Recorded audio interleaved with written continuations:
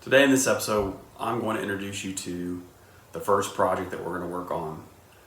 I bought this car from a guy in Tennessee. It was about a 3.5 hour drive from here. It is a 1967 MG Midget. It had been owned by the same guy for the last 38 years, and it had been sitting in the back of his shop and has not been on the road for at least the last 20 plus years. It had been tucked away back in the back of this shop with a tarp over it.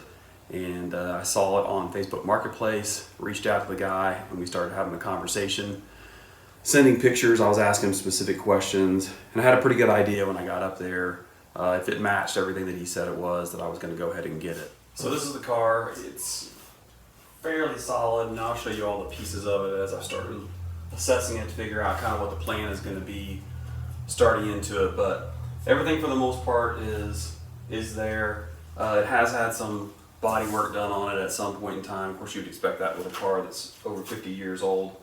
I'm not super jazzed about the body work that's been done on it, so my goal is to obviously take it down and fix everything the way it's supposed to be. I'm not going to go for completely period original, but I want to get the car solid, rust-free, and put back together. So let's walk through it, and I'll kind of show you the things that you start to look at with these midgets.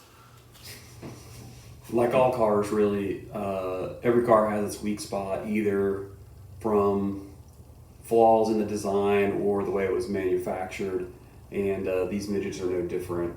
The floor pan obviously is one of the things that's going to rust out of those. So one of the first things I've already done is I came home and took all the carpet out of it, mainly just because it smelled so bad. I wanted to get it out of here. It would also give me a chance to assess the floor pans and see how rusty they are. So I was actually kind of surprised. The floor pan was more solid than I had thought. The way these are designed, the seats basically are bolted in. There's 4 holes. They're right here and here. The 2 in the back actually have a nut welded on the bottom side of the floor pan so that it threads in, and the front is bolted with a bolt nut that holds those rails in, that holds the seat in. It's actually pretty solid. It's got some coating on it, but whoever did some work before this, you can see over here, this is all rusted out right here. They had just coated it. This support rail is pretty rusted. I haven't chipped away into this part, but I'm sure it's probably gone.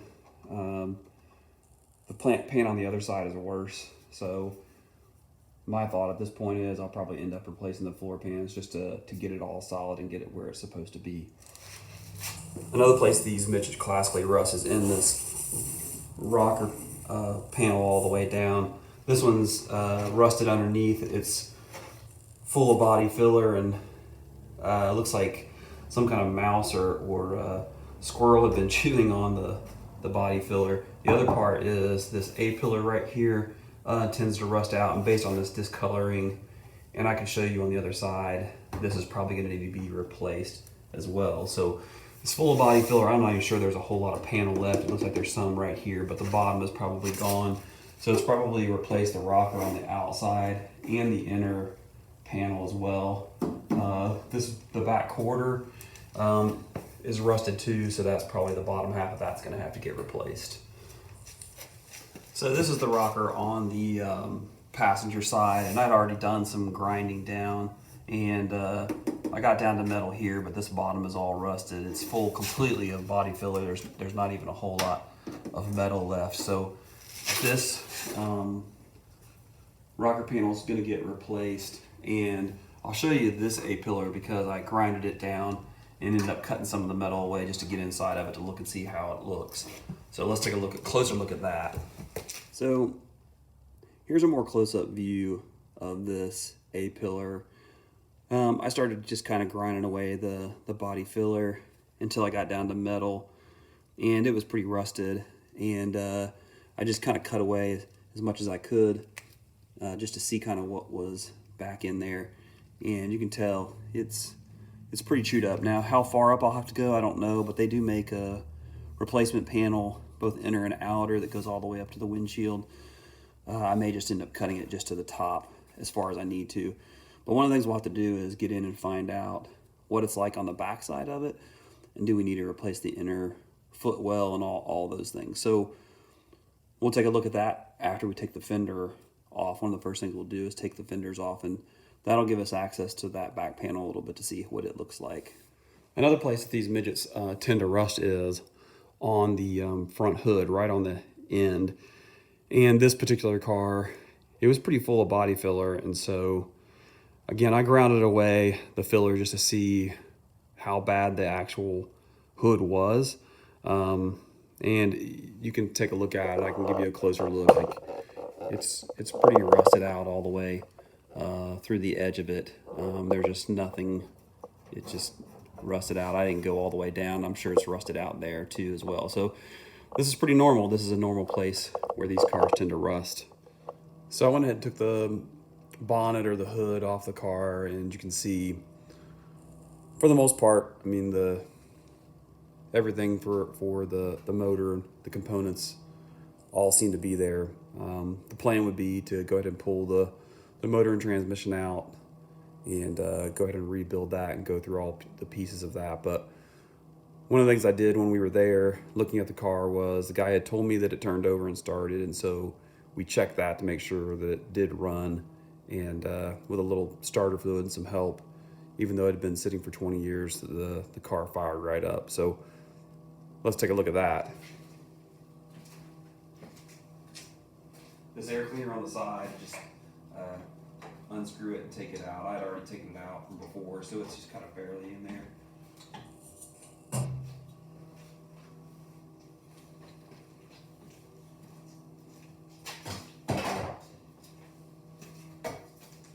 Put a new battery in it and jumped a wire all the way down to the ignition. So just spray some starter fluid in there.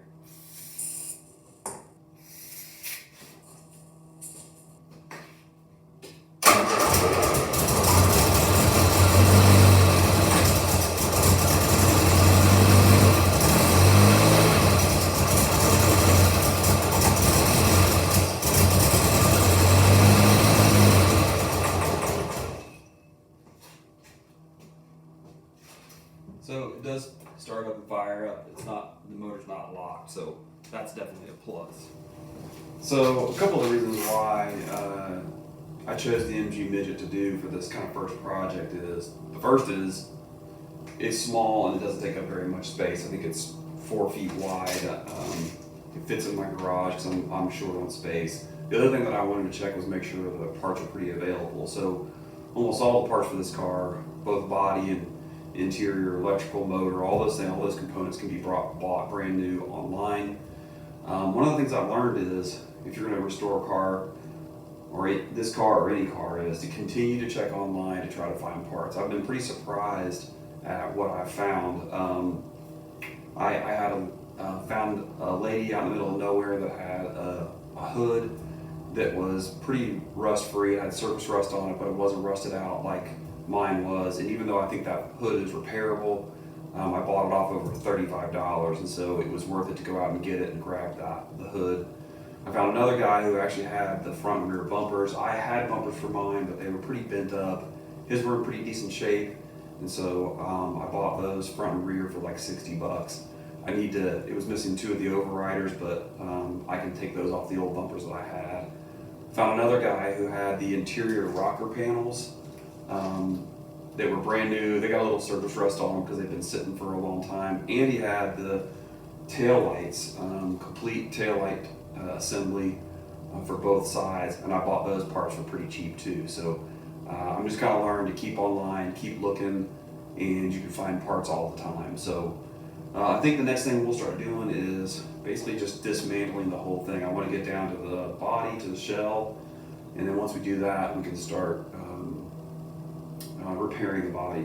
Of course, dismantling it's going to mean taking lots of pictures, documenting and boxing up all the things and bagging it, tagging it, so that we know where they are when we go to put things back on.